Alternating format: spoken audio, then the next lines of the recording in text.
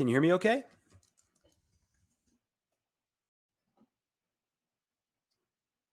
Fantastic. Fantastic. How's everybody's morning going?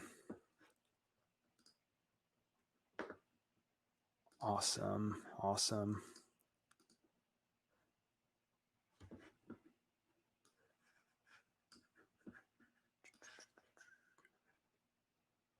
Get everything set up here. I'm doing well. Thanks for asking.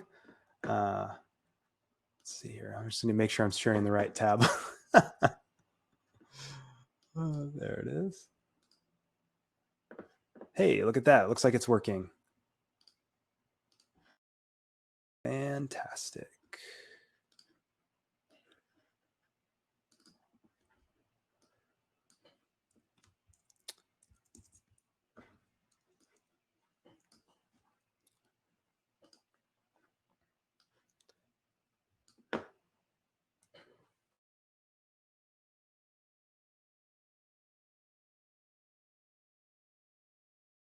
I don't know about y'all, but I have a double beverage situation. You know, I've got my water and I've got my coffee. So I'm like very ready.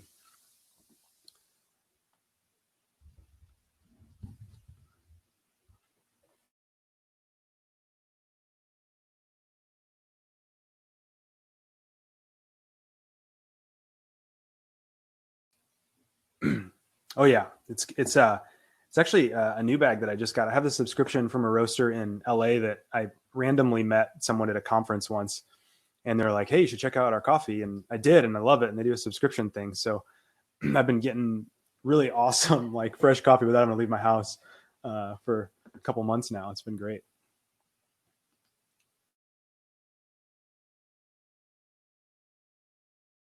But of course, now I got the coffee jitters. This is probably my third cup. So unfortunately not. No, some mornings need it. Not today.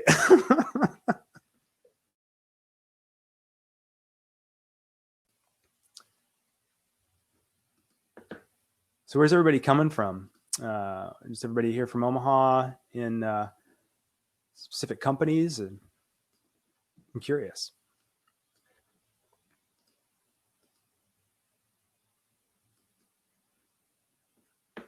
Hey, Hobbs, what's going on, man?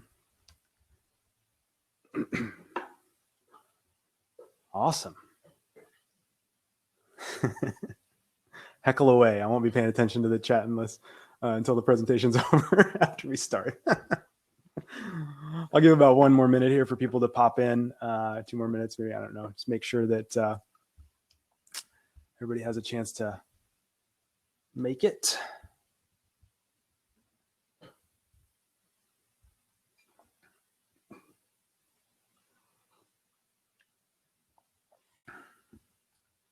I actually work on a team with John Hobbs, so shout out to teammate in the crowd. Oh, Denver. Awesome. It's cool that it's virtual, right? Like, I think it's kind of awesome to just be able to, for everybody to show up and, you know, do whatever. Hey, Tyson, what's up, man? Your name might be mentioned in this presentation, Tyson. Cool. Well, it's hit 12:01. So I think that officially means we're started. Welcome, everybody. Good to see so many people out here and here for the talk is Pushing Past Pixels. And it's about making good design happen on any team. I'm excited to talk to you all today. Please open up a notes doc if you have one, and keep the chat open as well. We're gonna have a little interactivity, a couple of moments of reflection in a couple places. But yeah, I'm happy to be here. My name is Adam Trabold. I'm a senior product design manager at Flywheel. I work with the design teams on Flywheel and Local. We got acquired in 2019 by WP Engine, so now we're a part of that company, which has been awesome. They're working on some really cool stuff, and we build tools for people that work on WordPress. So whether you're a developer or a designer or someone running an agency, we build tools for you. And I'm a remote employee. I'm originally from Omaha. Grew up in Omaha, but I live in Virginia now with my wife and our cat Ewok. I'm also, a little bit about me. I'm a musician. Fun fact, I was bald before this pandemic began, and it's just time flies. So that's cool. But yeah, I'm gonna just kick right into it.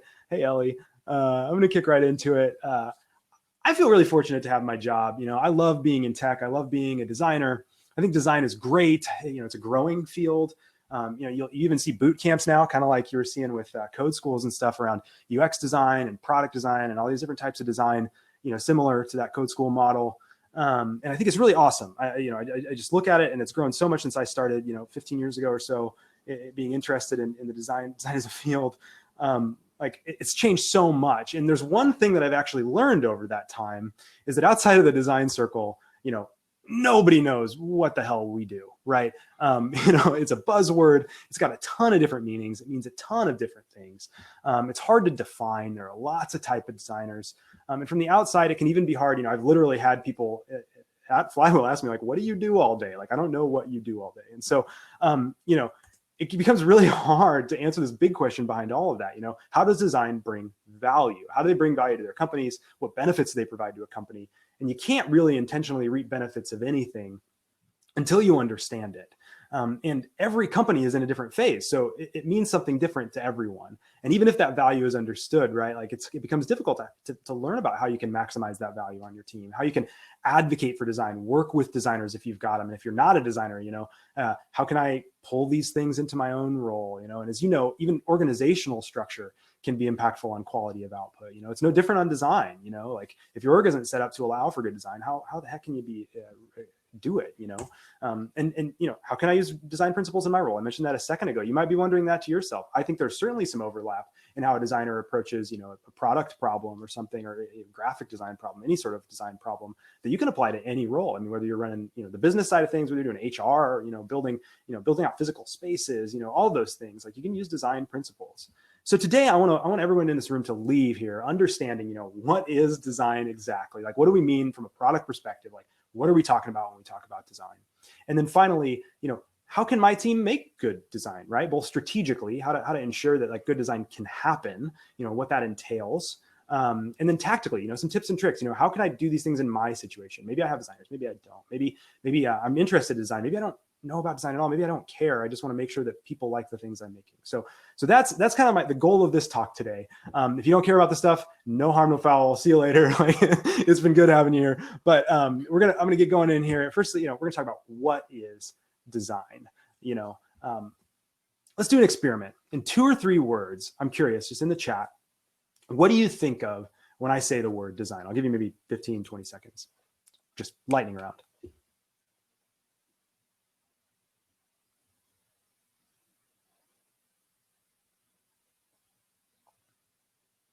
Seeing a lot of good stuff here.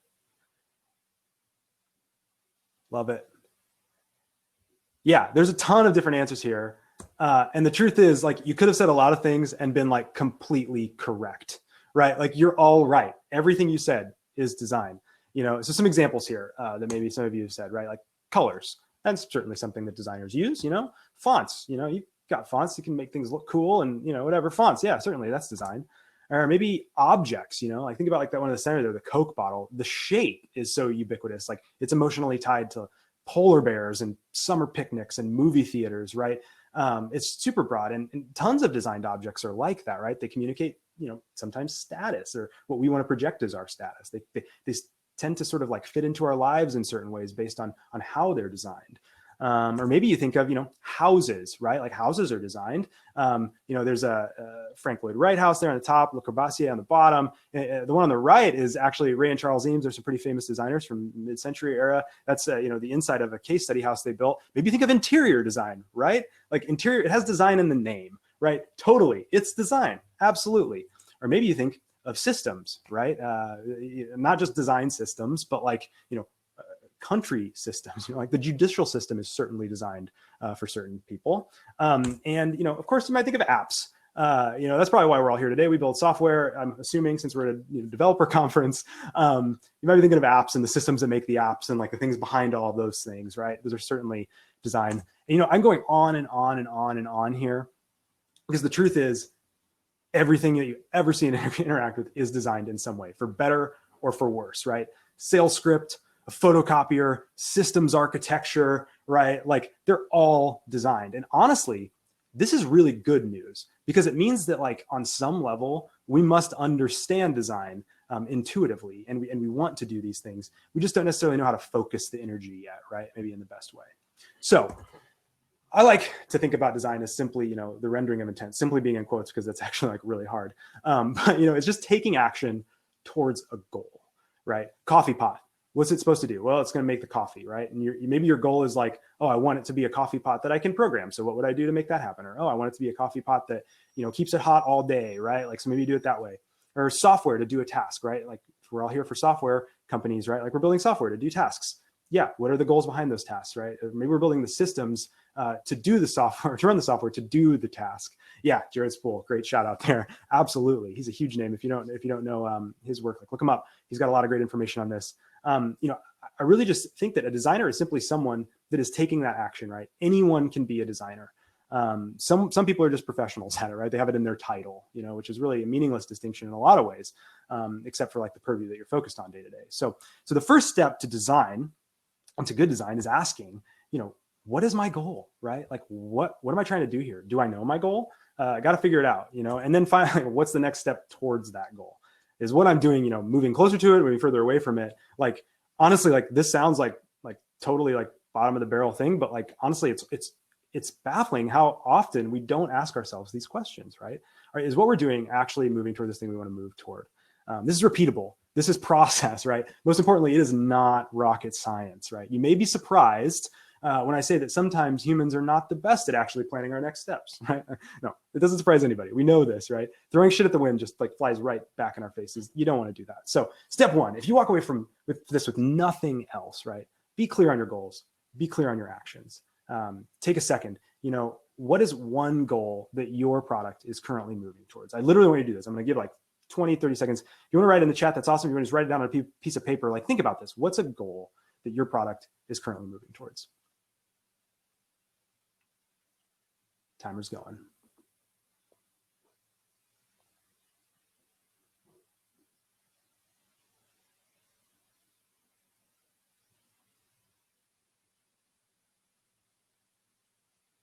Yeah, the sale, certainly a goal. Absolutely. I'll give maybe another 10 seconds here for y'all to think.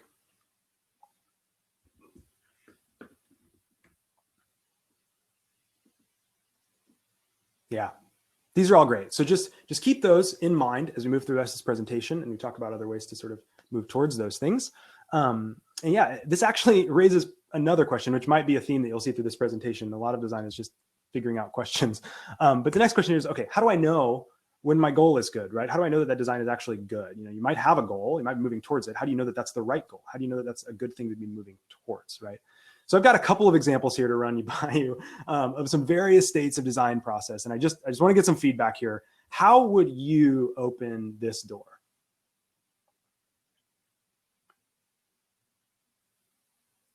If anybody wants to throw it in the chat, that's cool. Otherwise, I'm just going to move forward here. Right. Handle, break it if no key. Perfect. Yeah, just bust through the window. Yeah. So pull the handle, push the handle. You got two methods to move the handle. What's crazy is, yeah, someone caught this. The handle is not going to work. You're going to get up to the handle, you're going to push it, you're going to pull it, you're going to realize there's actually 3 signs saying this door is automatic and fully automatic. So then you're like, okay, well, how do I make the automatic thing go?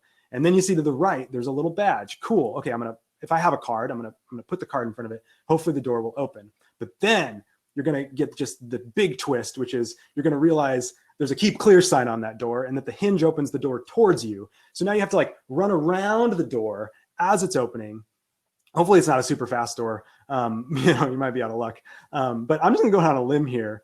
Like that is bad design, right? Bad design. I hope you're not seeing any parallels to your own products here. But if you are, you know, you're welcome. It's bad design. Here's another one. How would you try to go up this elevator? I swear to you, there is a horizontal and a vertical break. The picture, you can't see it, but it's just a grid of buttons. How are you going to go up that elevator? Or this is one of my favorites. Just imagine you're in 6th grade and you get this pencil. Like, what are you going to do? Like, you're going to make it funny. That's what you're going to do. And these are all funny, right? But they aren't always funny. These things can have consequences. If you've ever heard the term brand synergy before, here's an example of it. I don't know about y'all, but I keep these things in the same room of my house. And if you happen to put them away in the wrong cabinet, that's not going to be good breakfast, right? You might not make it to dinner. Also, here's some fantastic urban design. I have a theory that this one's photoshopped, but I'm going to pretend it's not for the purposes of this presentation. And even if the design fail isn't going to hurt you, right, it can still confuse you. So here is this is scanned from a book. Apologies for the grainy texture, but harmless looking little staircase. There's stairs going up, and there's like a partition wall with little windows, so you can see who's coming up the steps. Great, like no harm, no foul. It's a cool staircase, whatever. It's probably mindless. I probably would interact with it 100 times and never know that I ever interacted with it. But then one day someone notices, hey, that top of that partition wall makes a really good shelf for my weekest Starbucks. And all of a sudden you've got trash in your hallway forever and ever and ever. And so lots of ways to solve this problem. You can throw a trash can down there, obviously. But the point is, like, even our best intentions can have unintended consequences. And we want to be really careful as we move forward to be thinking about those things, right? To be taking the time to think about those things. I'm just going to assume that all of us in this room, like, this is not the type of design work we want to do. We want to do well thought out things that have less problems than they have, goodness, right? So I'm going to talk a little bit about that. Okay, so let's talk about how to make well-designed things, like how to actually approach these things.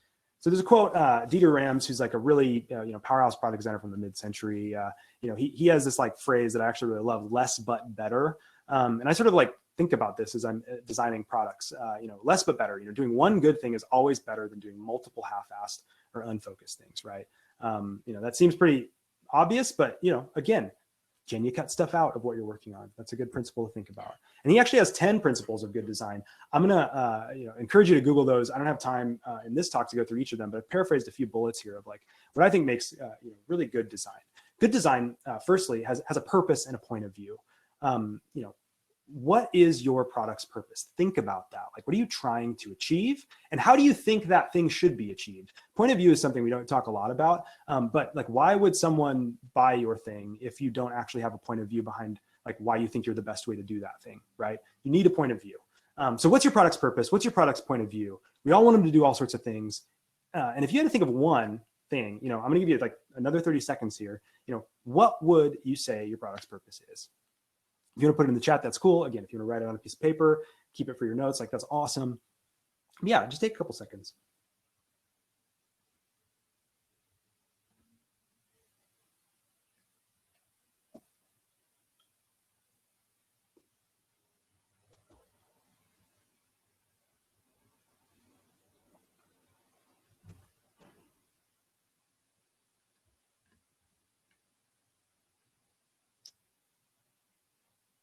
Awesome. So keep these purposes in mind as we continue to talk through this. How would you apply each of the following things to your product's purpose? And I encourage y'all to really think about how to make that purpose specific, how to make that purpose actionable, how to make that purpose, really, visionary, right? Like something that you can move towards and like, spend your working life on every day. At Flywheel, I think about, we want to make hosting and we want to make working on WordPress, way easier than it's ever been. We want to make it so you don't have to have a tech degree to build a WordPress site. We think that is just, unnecessary. And how can we speed up the time to create a website and launch it for people that are running agencies, that are running like big businesses? How can you manage your clients? Like those are the purposes behind our work. So maybe that helps frame some of it for y'all. Okay, good design. Second, improves and clarifies. I really think this is an important distinction to make. Good design improves and clarifies. And what's cool is that if you're not a designer in the room, you can improve and clarify tons of stuff in your own pure purview, I'm sure, right? It's not just interfaces, code bases, systems, products as a whole, intent, workflows, right? Like if you're in like HR, like what's culture, like if you're on an individual team, you can improve and clarify your team culture, your company culture, right? Those are all good design, right? Good design meets or exceeds expectations. It often creates them.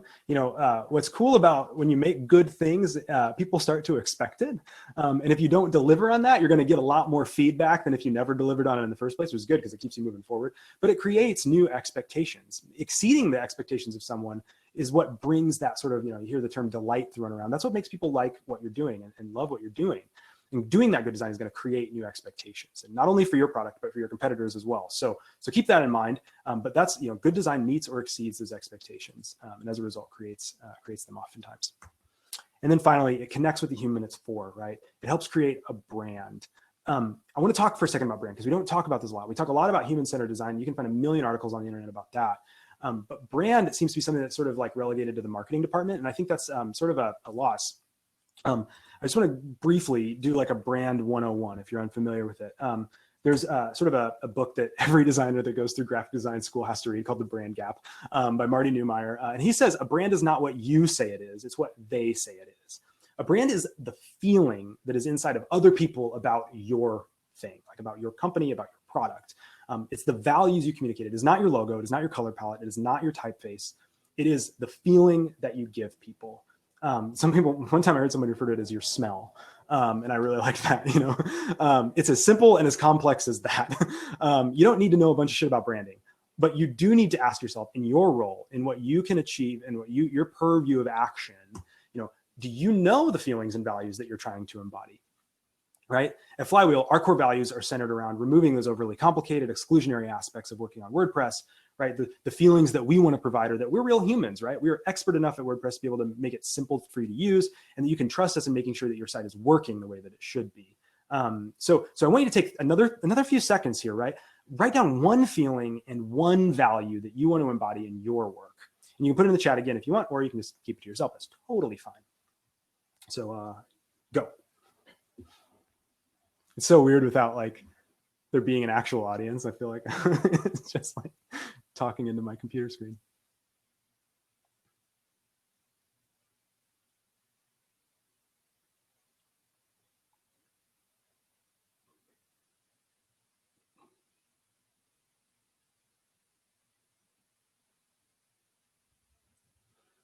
Okay, these are all awesome. In the interest of time, I'm going to go to the next slide here. Okay, so think about those values that you've just written down. Think about those values that you've shared. Are you using them in your approach to decision making? It's as simple as that. Like when you make a decision, when you put something out the door, when you interact with someone, like are you using those values as a filter, right? And then, okay, one final note on these values too, right? Like try not to make these what I call duh level, right? Like easy to use, the best in the market, like those are pretty basic, right? Every product needs to be that these days, right? Think about what you provide, what people would miss if you disappeared, and how you actually help them achieve. And this, I know this sounds like change the world, Silicon Valley, like bullshit, but like, how do you actually help them achieve a better quality of life, right? Like how do you actually help them achieve what they're trying to do, achieve that self-actualization that we're all searching for, that Maslow's hierarchy of needs stuff. Like how do you help them grow? How do you help them become better? That sounds like really like woo-woo, but it's not that hard. Just take a step back. Think about why you love the tools that you love, right? It sounds corny, it sounds overreaching, but like how many products do you have just in your office right now, or wherever you're sitting listening to this talk? Like how many products improve your life? How would your life be affected if they disappeared all of a sudden, right? Like this is not, it sounds hard, it sounds woo-woo, but it's really not, right? Like I love this mug because it reminds me of a trip that I took, so it inspires this nostalgic value. Maybe that's something I can take and move on into my product, right? So yeah, so then you can just say, are you using every tool that you have to inspire and communicate those values, right? This is not only for ads, this is not only for website copy, that's all we tend to really think about. It's not just for the logo, right? But maximize all of your touch points. Yeah, so sales, customer service, approach to internal management and HR, right? You don't think about those things, but these are all your brand. How are your support reps talking to people on the phone? How's your sales team like in their proposals, like talking about what you offer, right? These are all your brand. How's your HR policy, right? Like what's your culture around that? Like, do you respect people or do you treat them like numbers, right? Like that's a really like contrasty example, but there's always stuff in the middle. But like, are you friendly or all business? Are you khakis, formal? Are you board shorts, right? These are brand. So I hope that this like opens your eyes just a little bit to brand and shows how this stuff is not just the designer's job. Everybody needs to be thinking about these things, not just the designers on your team if you've got them. It is really tempting to think of design as a specific deliverable, a specific thing that you like do to the product to make it pretty. Honestly, like the amount of times I've heard like, we haven't started the design yet, 6 months into a project is ridiculous. But, if you want to do good design and make well-designed things, you really just need to understand this one thing. And that is that the design is the process and the product is the design. To reap the benefits of that good design, you just have to work in a way that supports it. You need to do that from start to finish on any project, and whether it's a little bitty deal or company-wide initiative, there are ways to apply these principles to your work. I guarantee it. The downside is there's no like one size fits all path because it is such a broad thing. So good design, it requires certain things to be true, right? There's no single path. If you do these things, you just have a higher likelihood of releasing something that is well designed, having an environment that is well designed. So here's what I want you to take another like 15, 20, 30 seconds or so. Ask yourself, how might you specifically be able to integrate these approaches in your day-to-day? I'm going to start the time now, but I'm going to give some examples while I do the time. So, that business opportunity that your PM has decided to tackle, or if you're a PM, you've decided to tackle, like that's a design decision. The time to first meaningful paint in your front end of your app, right? Like that is part of the design of the product. That is a design-minded thing. Communication norms in Slack, right? Like how do you interface with your friends and the people that you work with, right? That is certainly something that can be designed, and it can totally impact the outcome of what you end up putting out into the world as part of your role. So I'll give about 10 more seconds here.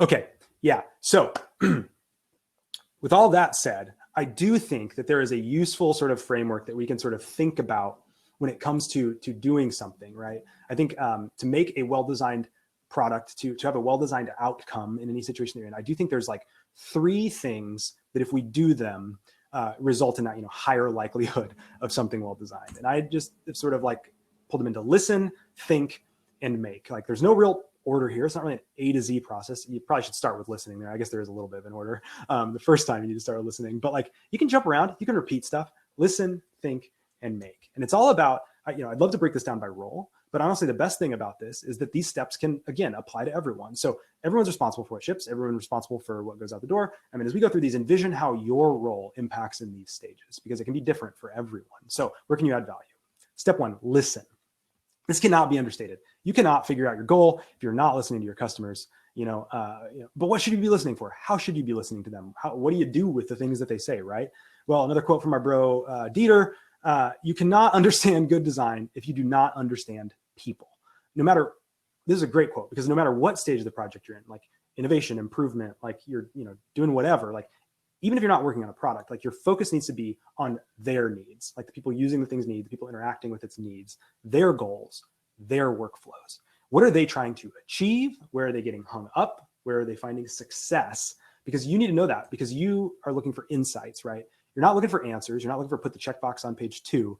You're looking for insights. Listening is not about proving out hypotheses. It's not about like validating assumptions. It's for building understanding of needs and habits. And, just don't take feedback and do what they say. That's the fastest way to lose product clarity. We get tons of feedback from our customers about things we should or shouldn't add and how people work. One really good example of this I love is we have this app called Local. It's a local development tool for WordPress sites. Shameless plug. It's great. Early on, we really knew that people love using Git to deploy sites to the web. But they're like, hey, you need to integrate Git. You need to integrate Git. But we didn't really know much else other than that in our own personal experience with Git, which is sort of like a deployment tool. So after talking to customers, we took a step back and we actually realized the biggest problem underlying it all is that pushing a WordPress site, since it runs on a back-end service, like pushing that to the internet from a different machine is actually just a pain in the butt, right? Git was a means to an end in a lot of cases. They still had to do a bunch of configuration on stuff. So what we did instead was try to tackle that problem first. We built a one-click deploy solution inside of Local. So you push a button and it pushes it up to our servers. So way easier than Git, doesn't require understanding how to set up repos and all that stuff. And it's found really good traction and we've improved it over time. We've added this whole file management thing called Magic Sync where there's some cool diffing that happens to optimize what's actually being pushed and it makes it really fast. And you can checkbox things like turn it on or off to send up or down. That doesn't mean Git is not certainly, still used. It absolutely is. But we started with this other problem, this root sort of problem, so that when we do, or if we do decide to integrate with a solution like Git, it's going to be focused to the actual person that needs that product, right? So it's really been this win-win sort of situation.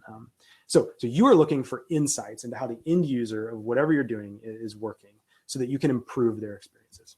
All right, that takes us to think. Apologies if this sounds obvious, but if you're not a research person, here's where it starts to get fun. Just create some problems. What's the problem? You take that stuff you learned in that listening phase. What's the story, right? pull out the pain points. You're not looking for solutions to the problem. You're just looking for the problems, like in the local example, right? Like the problem was, oh, actually, the problem is like WordPress is a pain in the butt to go from local to live, right? And that is where you can actually start to drive your goals.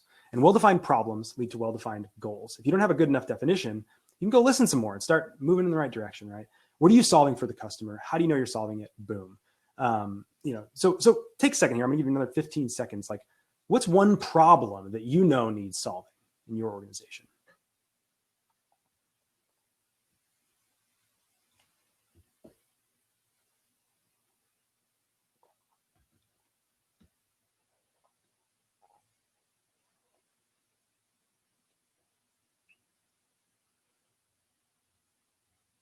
Cool. Yeah.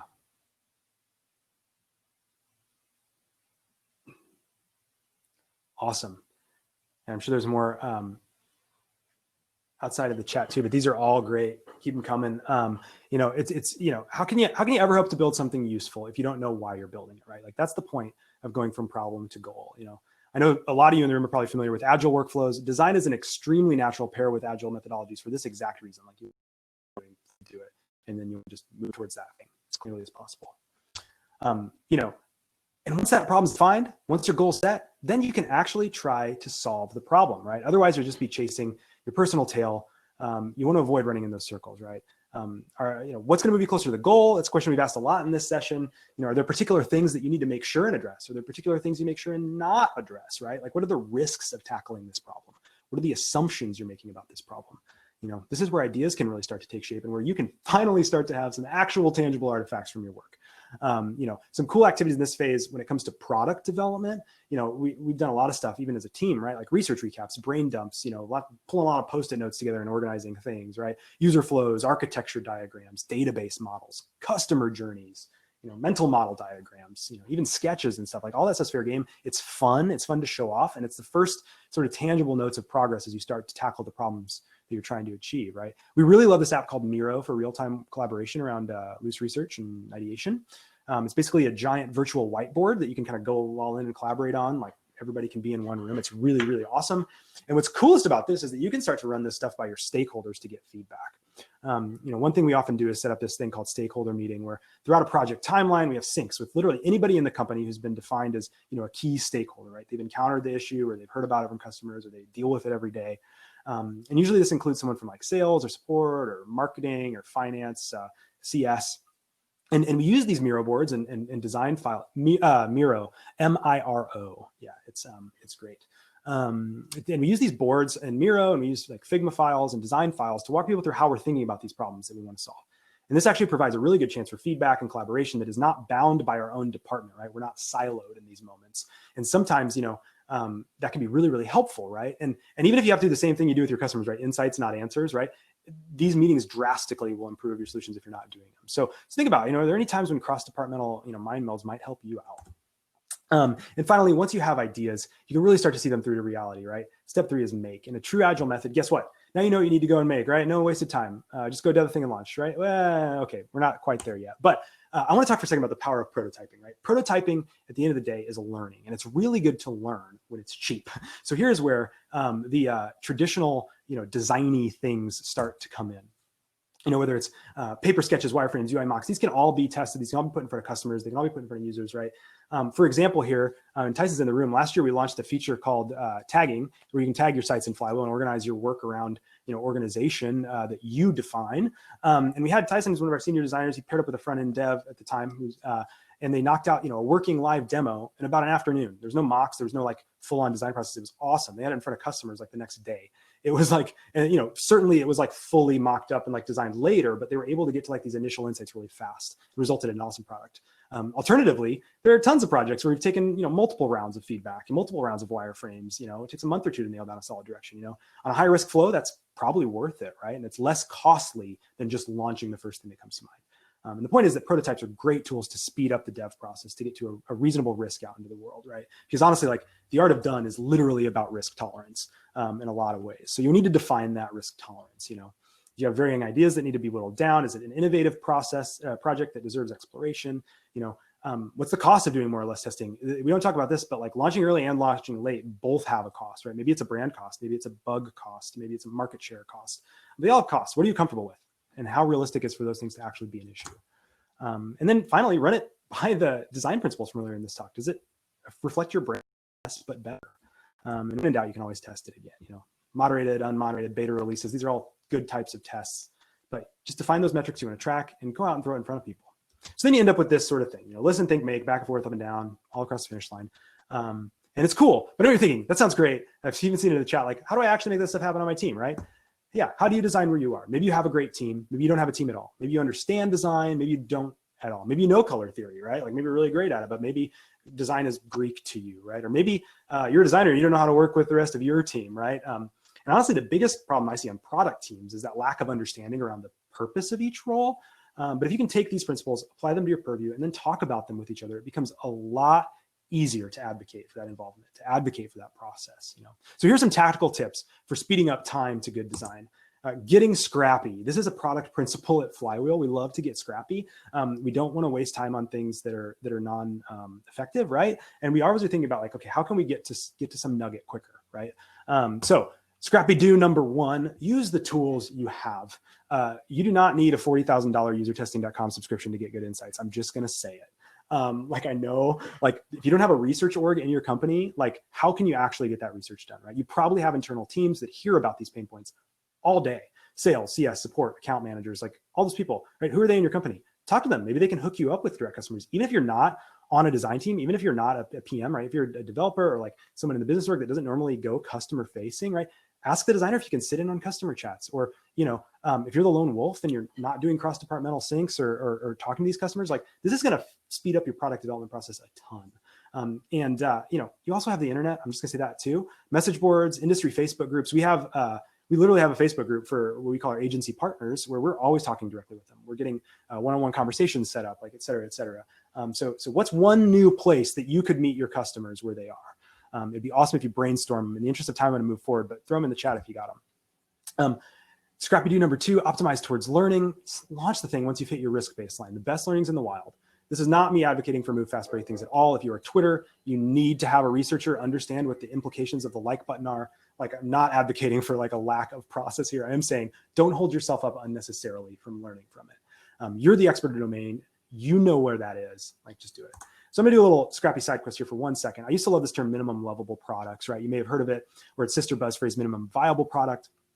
It's usually like envisioned with this skateboard, bicycle, car diagram, where like the skateboard is the minimum viable product that was quick, that you can get out the door and learn from and learn what people need. And then the bike is maybe the next stage in that evolution, and the car is the final next stage in that metaphor. So that like, you know, after some research and product maturity, you can get to that big idea without having to start with it. And that sounds cool, right? But you know, honestly, something can be viable and it can still suck. Nobody wants to make things that suck. I guarantee that if you're making things that suck, your company and your employee retention will just grow if you just stop making things that suck, right? So then I found this term minimum lovable product, which I really liked. It was awesome because it added that metric lovable that's around that quality, right? If in 2020, your product isn't something people can love, like you're gonna have problems. But then, you know, started to take an issue with that one too. I was like, just because like things that suck, nobody, you know, wants to get amped about doing the minimum, you know, like minimum sounds negative, and customers can sniff minimum a mile away, right? There's a negative connotation there. But then, you know, we got bought in 2019 by WP Engine, and a friend of mine at work sent me this blog post by the founder of WP Engine, maybe 6 months or so later, Jason Cohen, where he had written this post called Simple, Lovable, Complete, which was trying to tackle similar issues. And I really love this term, right? Simple, it's not minimum, it's focused. Lovable, you know, and I talk about that, but that's the sort of thing that inspires those like tweets, right? Complete, you're not dropping the ball, you're finishing the job. The job is just focused, you know, I love that. A couple more notes on the skate bike car, right? That metaphor sort of assumes that the car is like the ultimate end result, right? But what if I live in Italy and I need a Vespa, right? Or what if I want a bicycle because I'm going out on a nature trail? You know, those middle stages, that early stage of the skateboard, like that has a purpose, right? I say all that just to think about making the best thing that you can now. Your goals might change over time. Your directions might change over time. Don't start with some big, grand, preconceived notion. You can certainly serve as like a visionary thing, like here's the goal, but don't make it too specific, right? Whatever you call your release, just know what it needs to be. The right tool honestly depends. You know, think about what the right tool is for the problem you're trying to solve. Might not be what you expect, probably shouldn't be. Don't do things just because they're how you're supposed to do them. If you don't need a crazy framework, don't use it. If you don't need certain metrics, don't worry about hitting them. What really matters to your customer is the important thing. Okay, back to scrappy do's. Like I said, you are the expert of your domain. Take that responsibility on. As soon as you're brought into the project, do you have all the info you need? Has a good design process been followed before it got to you? Ask things like, who's this for? Why do they need it? Like, get to know those things, become comfortable with them. At least you build understanding on your end of where the project is at, and you can help drive that quality forward. And if you needed to be brought in earlier, be nice about it, but bring it up, right? If you have these points in mind, you can probably more clearly articulate it. And then finally, engage with the whole process. Your point of view really matters. Designers want your insight. Designers hate guessing. If everyone's thinking about that business problem, that customer problem, that's only going to lead to better aligned products, right? And there's your first step if you don't know the business problem or the customer problem, right? Like, figure that out. Start learning about that. So these here are like 4 points that I really wish I had heard 10 years ago. I figured them out along the way. It's resulted in some like really great product success and some really great team building. I go to work every day loving working with everyone because it's like fun, right? We like each other. We're all working towards the same cause. We all feel like we're on the same team. The politics are minimized, right? It's really awesome. And so I encourage y'all to keep these things in mind as you move forward in your teams. I'm gonna open up the thing, the chat to any questions right now. But I hope this presentation unlocked some new understanding for design for you, right? Regardless of your job title, you have an impact. Your role can use these principles to improve your companies. And I hope you leave with some clearer ways of thinking about that. So here's some books that I love. Here's how to get in touch with me if you have any other following questions. But yeah, like I said, I'm going to open up the chat for questions here since we got about 5 minutes left. Thank you, Kelly. Thank you, Cindy.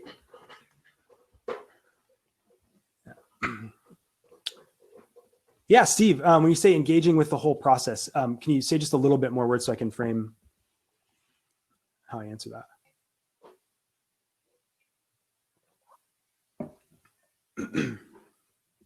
I guess when it comes to engaging with the whole process, I think it's really easy to get siloed in your specific, sort of like tunnel vision, right? So when you are, let's say you're on a team and you're just getting the thing and you're like working on the thing, that's cool. You're getting the job done. It's awesome. But I think if you start to think about those questions, like, why am I doing this? Who am I doing this for? And talk to the people on your teams about that, it sort of naturally builds more avenues for conversation. And honestly, it might not be completely obvious how asking those questions will sort of open up the products that you're working on and the projects that you're taking on. But I promise you they do. It's kind of weird where it's like, if you just do those things, you're going to start more conversation. Those conversations are going to lead to more conversations. They're going to lead to new insights.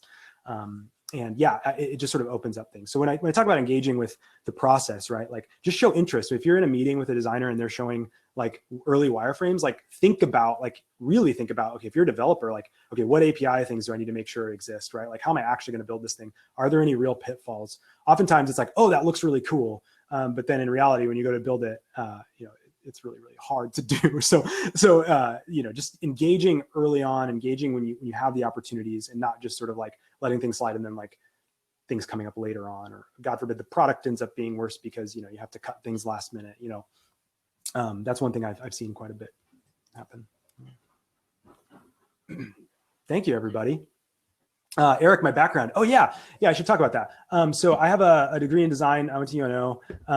I've worked at a couple of different agencies of various sizes in my career. So I kind of got into brand and web. And so I worked at Good Twin. If anybody is old enough to remember that agency, I worked there sort of right out of college. And then I went on to Swanson Russell, which is a pretty large ad agency in the Midwest. Then I went to a boutique brand shop and app shop called Elevate that was around for a while. They're still around. I just don't work there anymore. I don't think they're in Omaha anymore, but I worked there for a while. And then I kind of wanted to complete that designer trifecta. I had done brand, I had done, print, I'd done web, I'd done apps. And I'm like, okay, well now I really just want to focus on products and see that long tail vision, right? Like when you're in an agency, you just kind of ship things off and they go and then you're done with them. I wanted to get involved in that QA and learn about building teams. And I wanted to, build a good design team. And we've got a really great one at Flywheel. If you're a designer, hit me up. I want to know you because we probably want you on the team. Yeah. John, yes, good turn the Harvard floors. Yeah. Let's see, did I miss any questions there? Yeah. The processes in the team. Processes are tough. Sometimes processes are good and they lead towards like improvement. Sometimes processes are bad and they lead toward design by committee and like just lackluster things. I just encourage you to be an advocate for, taking a good heart, doing a retro, right? Like just do a retro on the process, and like I said, figure out the goal of those processes, right? Figure out the goal, and if you can figure out the goal, then you can see, okay, is the goal like actually being achieved with this amount of process? And then you can start to ask questions about how might we make this better. Yeah, it's really hard, but you just got to be intentional, and it's not easy, or it's not hard. It's easy. You just got to be intentional, and take the time. And I think the time is something that's hard to give up. It's hard to kind of make time because we're all busy, right? Thanks everybody for the compliments, and thanks all for attending. This was a lot of fun. Again, feel free to reach out to me, Adam Trabold on Twitter, adamtrabold.com, adam.trabold@wpengine.com. If you have any other questions or just want to connect, love to. So yeah, I guess with that, that's the session. Have a great day, everybody. Great. I love hearing this feedback. Please send feedback your way, because I'd love to iterate on this and make it better.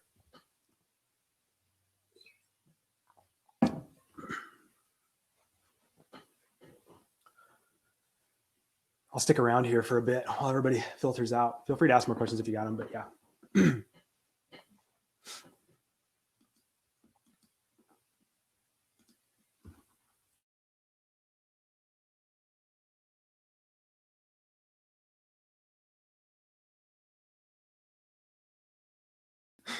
I just realized you can see my tabs in my Google Chrome. Yeah, I'm working on Eurorack. If you're not familiar with that, it's weird synths. And just don't cry at my email unreads.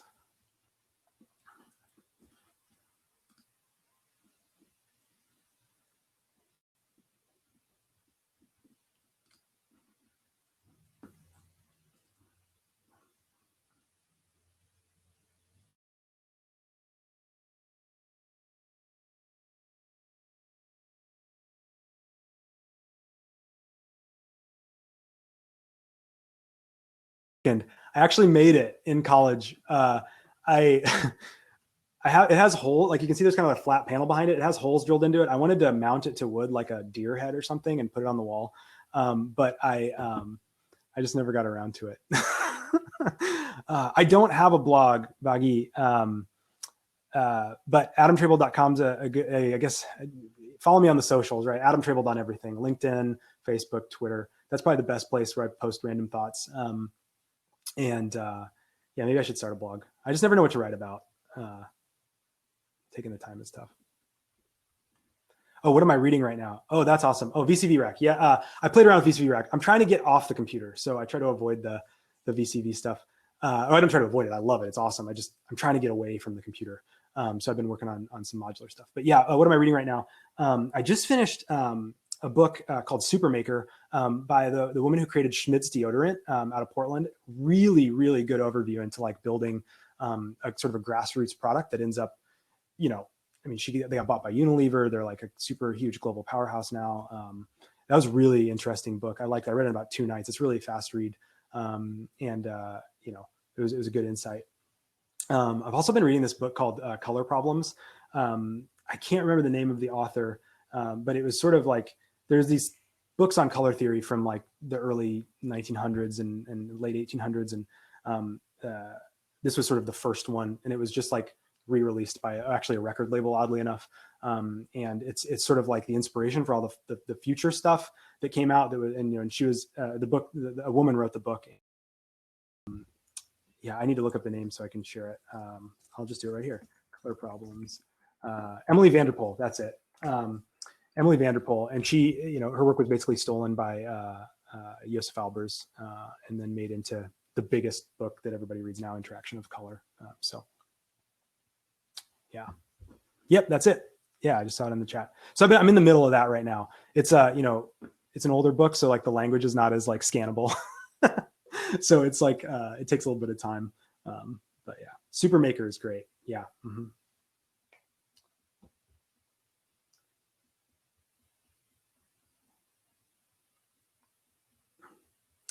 Yeah, I should have those on the chat. Those books on the presentation, say, those books on the presentation sort of like informed the content of this, and they're just sort of like the ones that I would recommend reading first if you don't know anything about anything. So I just kind of include those in the presentation because I think they're really good sort of overviews and will give you a good breadth of knowledge. Yeah. Well, now that it's looks like it's about 12:45. Yeah, no problem. I'm going to go ahead and pop out. But it was good meeting everybody. Thank you so much for attending the session, and have a good afternoon. Enjoy the rest of the conference. Thanks, y'all.